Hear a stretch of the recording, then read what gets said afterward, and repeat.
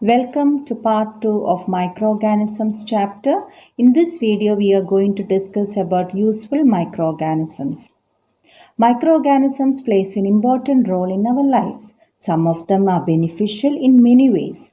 Let us study about microorganism as friend. Before going into the topic, let us discuss about fermentation. Fermentation is the process of converting sugar to alcohol using microorganisms like yeast. Yeast reproduces rapidly and produces carbon dioxide during anaerobic respiration. You have studied about anaerobic respiration in class 7th. Bubble of the gas fill the dough and increases its volume. Louis Pasteur discovered fermentation in the year 1857. So this is image of Louis Pasteur who discovered fermentation. This is the image of yeast. So when yeast is added to the dough, the size of the dough increases. You can see a dough of bread here and dosha batter. Both the size has increased after adding yeast. And in the middle image, you can see bubbles of carbon dioxide coming out. So this process is known as fermentation. Now let us discuss about useful microorganisms. First, production of dairy products. Bacteria help in fermentation, which helps in making different forms of dairy products like buttermilk, curd, cheese, butter. Bacteria present in milk is called lactobacillus. So here you can see the image of lactobacillus. They are rod-shaped bacteria, and in the last video I have explained that rod-shaped bacteria are called bacillus. So therefore the name comes lactobacillus.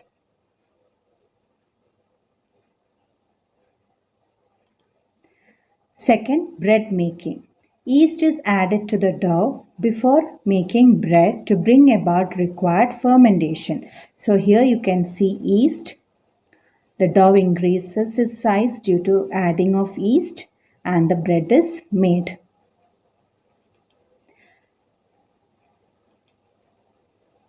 Next is alcoholic drinks.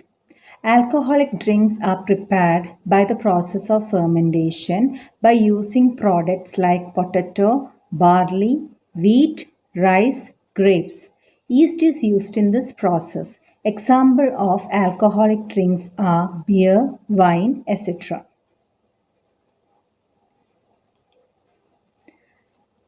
Organic acids. Last year you have studied about acetic acid, citric acid and lactic acid. All these acids are organic acid and they are manufactured on a large scale by using fungi.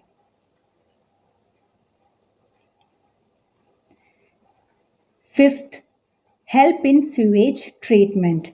They help in secondary treatment stage of sewage treatment.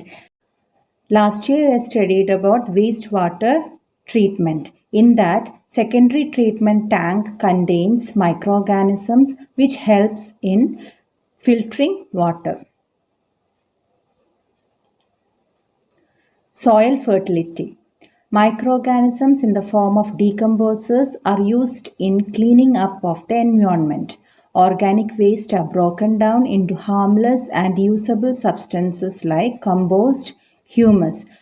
Humus is the organic matter present in the topsoil, and compost is also organic matter prepared from vegetable waste. Production of antibiotics. Antibiotics is a term which you all know. They are medicines that kill or stop the growth of disease-causing microorganisms. They are prepared by using fungi like penicillium. Now these are some examples of antibiotic: penicillin, erythromycin and streptomycin. In 1929, Alexander Fleming was a scientist who discovered antibiotics. The second image shows the fungi penicillium from which penicillin antibiotic was prepared. So other examples of antibiotics are streptomycin, tetracycline, erythromycin. Now about proper use of antibiotics. Antibiotics should be taken only on the advice of a qualified doctor. We must finish the course prescribed by the doctor. We should not take antibiotics when not required or in wrong dose. This may make the drug less effective. Antibiotics taken unnecessarily may kill the beneficial bacteria in the body. Antibiotics are not effective against viral diseases like cold and flu. Antibiotics can even be given to livestock, poultry, and plants.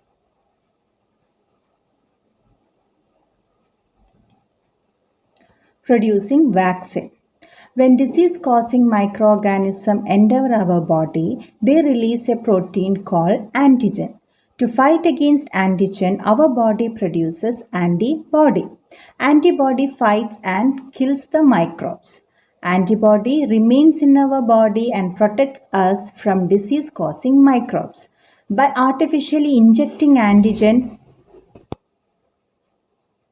into our body is induced to produce antibody and store it for future use.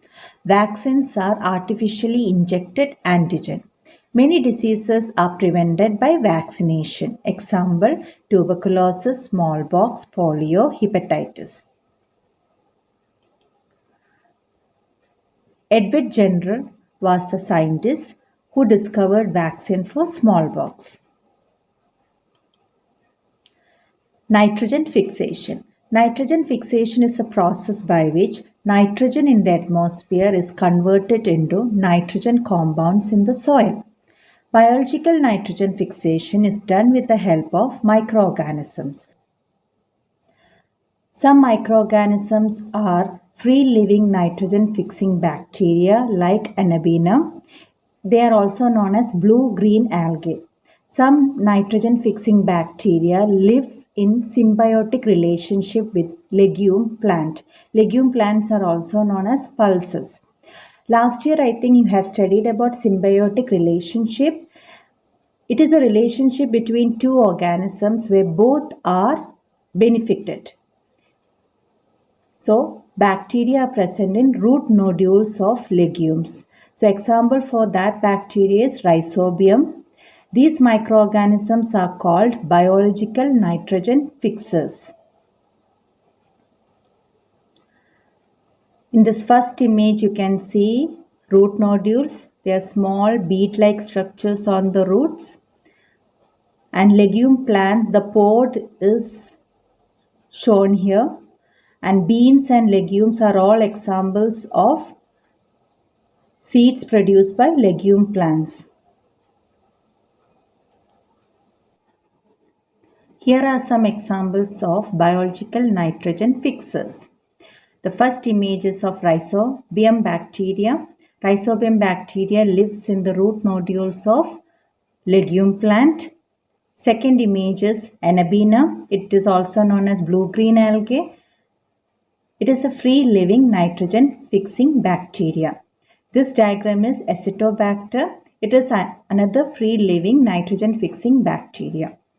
Here we come to the end of this video. The next video is about harmful microbes.